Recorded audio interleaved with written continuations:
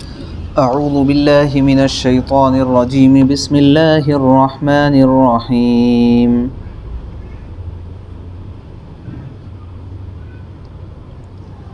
قالوا تاللہ لقد آثرك اللہ علینا وإن كنا لخاطئین قال لا تثریب علیکم اليوم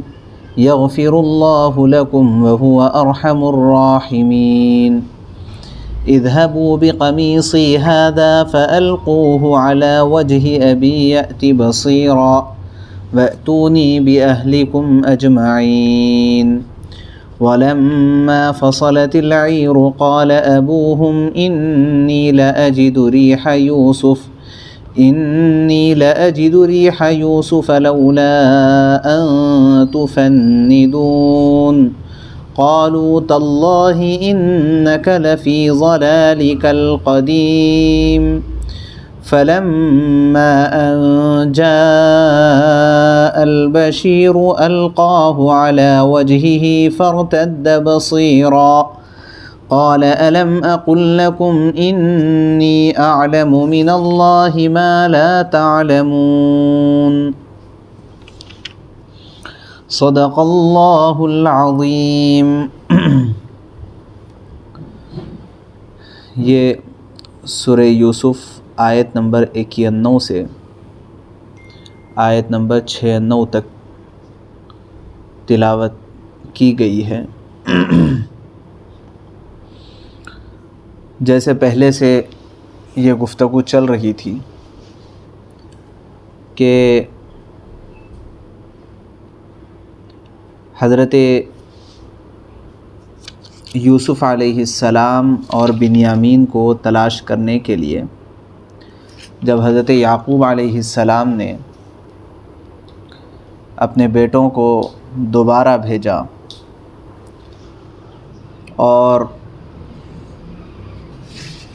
کہا کہ جاؤ مصر اور جا کر کے یوسف اور ان کے بھائی کو تلاش کرو، اور ساتھ ہی ساتھ یہ بھی فرما دیا کہ مجھے اللہ کی ذات سے امید ہے اور اللہ کی ذات سے نا امیدی یہ کافروں کا شیوا ہے، اس لیے مجھے امید ہے، جاؤ اور تلاش کرو۔ یہ بھائی گئے اور جا کر کے عزیز مصر سے انہوں نے درخواست کی اور کہا کہ بہت پریشان حال ہے، والد محترم کی طبیعت بہت خراب ہے، بہت بوڑھے ہو گئے ہیں، بڑے بیمار رہتے ہیں، اور معاشی تنگی کی بھی یہی صورتحال ہے۔ ساری تفصیلات بیان کی اور کہا کہ جب سے آلریڈی ہمارے ایک بھائی گم ہو گئے تھے، جب سے یہ دوسرے بھائی کے بارے میں والد صاحب کو خبر دی گئی تو وہ اس کے بعد سے اور زیادہ بیمار ہو گئے، روتے روتے نابینا ہو گئے، لہٰذا کچھ ہمارے اوپر احسان کا معاملہ کیجیے۔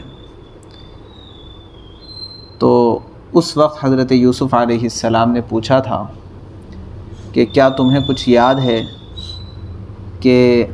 یوسف کے ساتھ تم نے کیا کیا تھا، کیا معاملہ کیا تھا؟ اور ساتھ ہی ساتھ یہ بھی فرما دیا کہ اس زمانے میں جب کہ تم ناواقف تھے، تاکہ انہیں زیادہ شرمندگی نہ ہو۔ تو اس پر ان بھائیوں نے پوچھا تھا کہ اِنَّكَ لَأَنْتَ یوسف، کیا آپ یوسف ہی ہیں؟ تو یوسف علیہ السلام نے اپنا تعارف کرواتے ہوئے کہا کہ انا یوسف وہذا اخی، یہ یوسف ہے، میں یوسف ہوں اور یہ میرے بھائی ہے۔ اللہ نے ہم پر احسان کا معاملہ کیا، اور جو شخص تقوی اور صبر کے ساتھ اپنی زندگی گزارتا ہے وہ شخص محسن ہوتا ہے، اور محسن کے اجر کو اللہ کبھی بھی ضائع نہیں کرتے۔ تب بھائیوں نے اقرار کر لیا اس بات کا کہ لقد آثرک اللہ علینا وإن كنا لخاطئین، اللہ کی قسم، اللہ نے آپ کو ہم پر ترجیح دی ہے، اگرچہ کہ ہم بڑے خطا کار و گناہ گار تھے، مگر اللہ نے آپ کو ہم پر ترجیح دی ہے۔ اور آپ کے مقام و مرتبے کو اللہ نے بڑھایا ہے، ان لوگوں نے اقرار کیا۔ اس وقت یوسف علیہ السلام نے ان کے ساتھ معافی کا اعلان کرتے ہوئے کہا کہ لا تثریب علیکم اليوم، آج کے دن تمہارے اوپر میں کوئی الزام نہیں رکھتا، اللہ تمہاری بھی مغفرت کرے اور وہ ارحم الراحمین ہے۔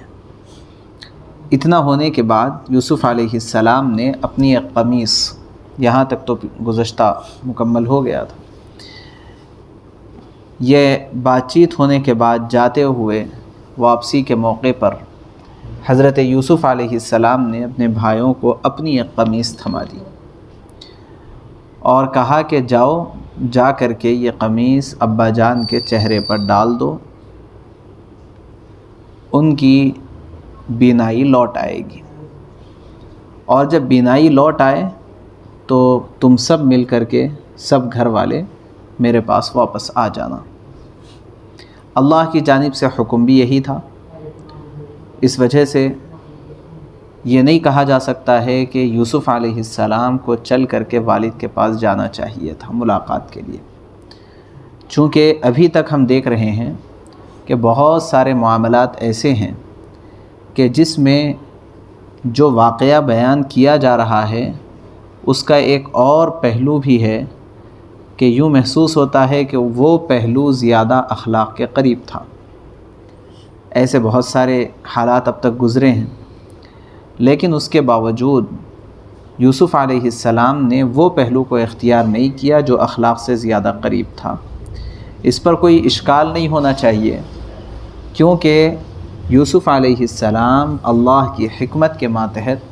جو اللہ کے پاس سے حکم مل رہا تھا وہ عمل کر رہے تھے۔ چنانچہ یہاں بھی بظاہر یہ بات زیادہ مناسب معلوم ہوتی ہے کہ یوسف علیہ السلام کو چل کر کے جانا چاہیے تھا اپنے والد کی خدمت میں، اور وہاں جا کر کے انہیں ملاقات کرنا چاہیے تھا، لیکن اللہ کا حکم جیسا تھا یوسف علیہ السلام نے وہ کیا۔ اب یہ بات کہ یہ قمیص کے اندر کیا رکھا تھا، تو قمیص کے اندر کچھ رکھا نہیں تھا، اللہ کا حکم رکھا تھا، اللہ کا حکم رکھا تھا۔ انبیاء علیہم السلام کی صداقت کے لیے اللہ تبارک و تعالیٰ نے ان کے ہاتھوں پر کچھ خرق عادت کے خلاف کچھ احوال کو ظاہر کرتے ہیں، اس کو معجزہ کہا جاتا ہے، اور یہ معجزات یہ سب کو نہیں دیے جاتے، معجزہ کہا ہی اس کو جاتا ہے جو عادت کے خلاف کسی بات کا صادر ہونا، اسی کو معجزہ کہا جاتا ہے۔ معجزہ یہ عجز سے بنا ہے، عجز سے۔ معجزہ کہتے ہیں ایسی کسی خرق عادت عمل کو کہ جس طرح کا عمل پیش کرنے سے دوسرے لوگ عاجز ہوں۔ ایسا عام طور پر نہیں ہوتا کہ بیٹے کا کرتا اگر نابینا باپ کے چہرے پر ڈال دیا جائے تو بیٹے کی بینائی واپس آ جائے، ایسا نہیں ہوتا، لیکن یہاں پر ہوا ہے۔ اسی کو سمجھانے کے لیے علماء فرماتے ہیں کہ معجزہ کیا ہوتا ہے، اس کی سیدھی سی تعریف یہ ہے کہ وہ اللہ کا حکم ہوتا ہے، اللہ کا حکم ہوتا ہے۔ ابھی بھی ترکی کے میوزیم میں حضرت موسیٰ علیہ السلام کے عصا رکھا ہوا ہے، حضرت موسیٰ علیہ السلام کی جانب منسوب ہے، کہا جاتا ہے کہ وہ حضرت موسیٰ علیہ السلام کا عصا ہے۔ اگر واقعی وہ عصا ہو بھی تب بھی وہ آج نہ سانپ بنے گا، نہ سانپ بننے کی اس کے اندر کوئی صلاحیت ہے اب موجود، کب تک نہیں ہے؟ جب تک کہ اللہ کا حکم نہ ہو۔ تو معجزہ دراصل اللہ کا حکم ہے، اس کے اندر نہ نبی کا اپنے عمل کا کوئی دخل ہے اور نہ ہی اس شے کا کوئی دخل ہے۔ تو حضرت موسیٰ علیہ السلام کا جو عصا تھا اس کا سانپ بننا یہ دراصل اللہ کے حکم کے ماتحت تھا۔ اس سے ایک بات سمجھ میں یہ آتی ہے کہ دنیا بہرحال دارالاسباب ہے۔ اللہ نے جہاں پر دنیا میں اسباب سے ہٹ کر کے کسی کام کو وجود بخشا ہے، وہاں بھی کسی نہ کسی درجے میں سبب کو رکھا ہے۔ یعنی عام اسباب سے ہٹ کر کے ایک خلاف اسباب، خلاف قانون ایک چیز وجود میں آ رہی ہے، لیکن اس کے باوجود کسی نہ کسی درجے میں سبب وہاں بھی اللہ نے رکھا ہے۔ جیسے یہ ہو سکتا تھا کہ بغیر عصا کے اللہ تبارک و تعالیٰ کوئی ایسی شکل دے دے کہ موسیٰ علیہ السلام کہیں اور سانپ سامنے نظر آنے لگے، لیکن اگرچہ کہ یہ خرق عادت عمل ہے، لیکن اللہ تبارک و تعالیٰ نے وہاں پر عصا کو درمیان میں رکھا ہے۔ ایسے ہی تمام معجزات کی صورتحال ہے، بزرگان دین کی کرامات بھی اسی طرح سے ہیں۔ یہ ہو سکتا تھا کہ حضرت یوسف علیہ السلام یہاں ہاتھ اٹھائیں، اللہ سے دعا مانگیں، اور ادھر حضرت یعقوب علیہ السلام کی بینائی لوٹ آئے، لیکن اللہ کو منظور یہ ہے کہ یہ دنیا دار الاسباب ہے، یہاں کسی نہ کسی درجے میں سبب درمیان میں ہونا چاہیے۔ یہی وجہ ہے کہ حضرت یوسف علیہ السلام نے اپنا قمیص بھیجا، اپنا کرتا بھیجا، اور وہ کرتے کو جب ڈالا گیا حضرت یعقوب علیہ السلام کے چہرے پر تو بینائی لوٹ آئی۔ عجیب بات یہ ہے کہ جب یہ کرتا یہاں سے چلا، قافلے نے اس کرتے کو لے کر کے قافلہ جب چلا تو وہاں پر یعقوب علیہ السلام کو خوشبو محسوس ہونے لگی، اور کہہ رہے ہیں کہ مجھے یوسف کی خوشبو آ رہی ہے۔ یہ سن کر کے آس پاس رہنے والے لوگ کہنے لگے کہ کیا بات کر رہے ہیں آپ، اسی طرح کب تک بھٹکتے رہیں گے؟ عرصہ ہو گیا، 40-45 سال گزر گئے ہیں، بچے کے غائب ہوئے، اور آپ ابھی کہہ رہے ہیں کہ مجھے خوشبو محسوس ہو رہی ہے۔ تو بہرحال اس بات کو لے کر کے مفسرین کا،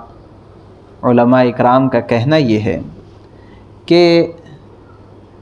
ایک وقت وہ تھا کہ یوسف علیہ السلام خود کنعان میں گھر کے قریب ایک کنویں میں تھے،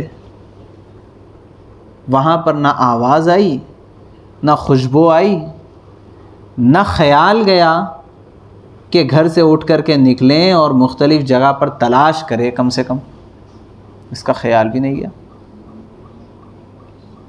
تو ایک وقت تو وہ تھا کنعان کے اندر ہی بیٹھے ہوئے تھے، وہ بھی وہ وقت تھا جب کہ حضرت یعقوب علیہ السلام نبی تھے، لیکن وہاں پر کچھ نہیں۔ اور ایک یہ وقت ہے کہ کدھر ملک شام کا ایک چھوٹا سا دیہات کنعان، اور کہاں ملک مصر، ملک بدل گیا، کئی روز کا سفر ہے، اور وہاں سے یوسف علیہ السلام کا کرتا قافلے میں چل پڑا اور یہاں خوشبو آنا شروع ہو گئی۔ تو دراصل اللہ کا جو نظام ہے وہ نظام بندہ نہیں سمجھ سکتا ہے۔ اس سے یہ سمجھ میں آتا ہے کہ یہ تدبیر سے ہٹ کر کے اللہ تبارک و تعالیٰ کا ایک پورا منصوبہ تھا باضابطہ۔ اگر تدبیر کے دائرے میں ہوتا تو حضرت یعقوب علیہ السلام نکلتے یوسف علیہ السلام کو تلاش کرنے کے لیے، اور یوسف علیہ السلام کو ڈھونڈتے ہوئے کنویں تک پہنچ جاتے۔ یا پھر یہ ہے کہ جب یوسف علیہ السلام کو کنویں سے نکالا گیا اور نکال کر کے قافلے میں لایا گیا، بیچا گیا، تو وہ کہیں سے پھسل کر کے بھاگ کے آ جاتے، کچھ ہو سکتا تھا۔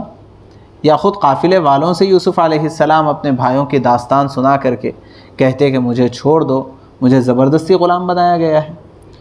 ہو سکتا تھا، بہت ساری شکلیں ہو سکتی تھی، تدابیر ہو سکتی تھی، لیکن یہ ایک اللہ کا طے شدہ منصوبہ تھا۔ ایسے ہی دنیا کا جتنا نظام چل رہا ہے، یہ سارا کا سارا نظام اللہ کے طے شدہ منصوبے کے مطابق چل رہا ہے، اگرچہ کہ کسی کو وہ سمجھ میں آئے یا کسی کو وہ منصوبہ سمجھ میں نہ آئے۔ اور بہت سی مرتبہ ایسا ہوتا ہے کہ اللہ نے قرآن میں فرمایا عسیٰ ان تکرہوا شیئا وہو خیر لکم وعسیٰ ان تحبوا شیئا وہو شر لکم۔ بہت سی مرتبہ ایسا ہوتا ہے کہ کوئی بات تمہیں ناگوار ہوتی ہے، ناگوار ہوتی ہے لیکن وہ تمہارے حق میں بعد میں خیر ہوتی ہے، اور بہت سی چیزیں تمہیں بہت بھلی لگتی ہے لیکن تمہارے حق میں شر ہوتی ہے۔ یہاں پر حضرت یوسف علیہ السلام کی پوری زندگی ابتدائی جو بڑے ناگواریوں کی تھی، وہ غلامی کی زندگی ہو کہ تہمت لگنے کا زمانہ ہو کہ جیل کے 9-10 سال کی زندگی ہو، بڑی ناگواریوں کی، لیکن یہ ساری ناگواریوں کے بعد ایک خوشگواری کا وقت آنا تھا، عسیٰ ان تکرہوا شیئا وہو خیر لکم۔ تو دراصل یوسف علیہ السلام نے یہ جو قمیص بھیجی تھی، اس کے پیچھے اللہ کی جانب سے انہیں یہ معجزہ دیا گیا تھا۔ اب یہ معجزہ یوسف علیہ السلام کی نبوت کا معجزہ تھا یہ کہا جائے تو بھی درست ہے، اور حضرت یعقوب علیہ السلام کی نبوت کا معجزہ کہا جائے یہ بھی درست ہے، دونوں بھی نبی تھے اپنے اپنے وقت کے۔ تو یہ معجزہ تھا۔ چنانچہ جب خوشخبری سنانے والا شہر میں آیا اور آ کر کے وہ قمیص حضرت یعقوب علیہ السلام کے چہرے پر ڈالا تو اچانک ان کی آنکھیں روشن ہو گئی، سب نظر آنے لگا۔ اس وقت حضرت یعقوب علیہ السلام نے اپنے بچوں کو یاد دلائی وہ بات کہ کیا میں نے پہلے نہیں کہا تھا کہ میں وہ باتیں جانتا ہوں جو تم نہیں جانتے۔ پیچھے حضرت یعقوب علیہ السلام نے کہا تھا، بچوں نے کہا کہ کیوں آپ ایسا رو رہے ہیں اور کیوں آپ جو ہے اپنے آپ پر اتنا بوجھ ڈال رہے ہیں؟ تو حضرت یعقوب علیہ السلام نے کہا کہ انما اشکو بثی وحزنی الی اللہ، تم سے کون شکایت کر رہا ہے؟ میں اپنے غم اور اپنی تکلیف کی شکایت میں تو اپنے رب سے کر رہا ہوں، تم سے تو میں شکایت نہیں کر رہا۔ اور اس کے بعد حضرت یعقوب علیہ السلام نے فرمایا انی اعلم من اللہ ما لا تعلمون، میں اللہ کے بارے میں جو جانتا ہوں وہ تم نہیں جانتے۔ اب پھر جب بینائی واپس لوٹ آئی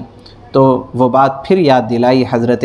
یعقوب علیہ السلام نے، قال الم اقل لکم انی اعلم من اللہ ما لا تعلمون، کیا میں نے نہیں کہا تھا تم سے کہ اللہ کے بارے میں جو میں جانتا ہوں وہ تم نہیں جانتے۔ چنانچہ ترجمہ دیکھیے، بسم اللہ الرحمن الرحیم، قالوا تاللہ لقد آثرک اللہ علینا وإن كنا لخاطئین۔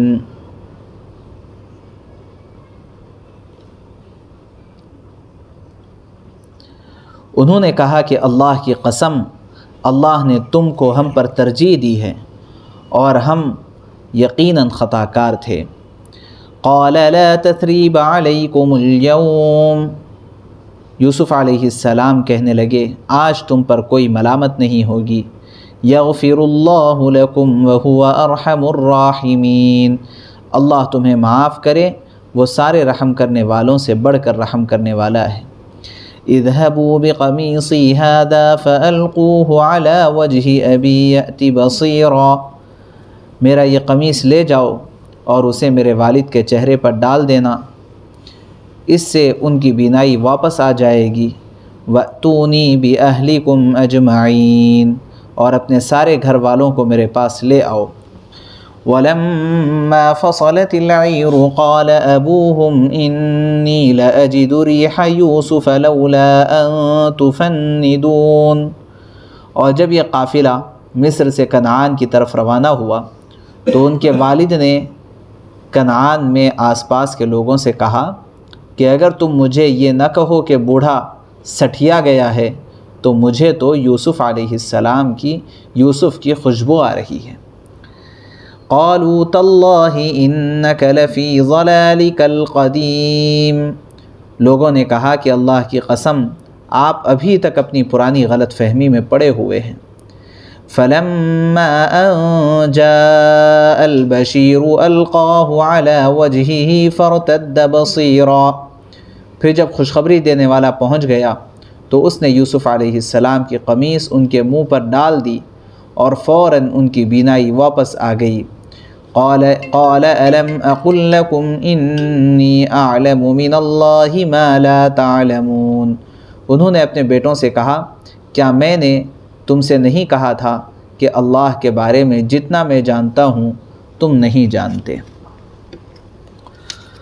بقیہ آئندہ۔ سبحان اللہ و بحمدہ، سبحانک اللہم و بحمدک، نستغفرک۔ السلام علیکم جی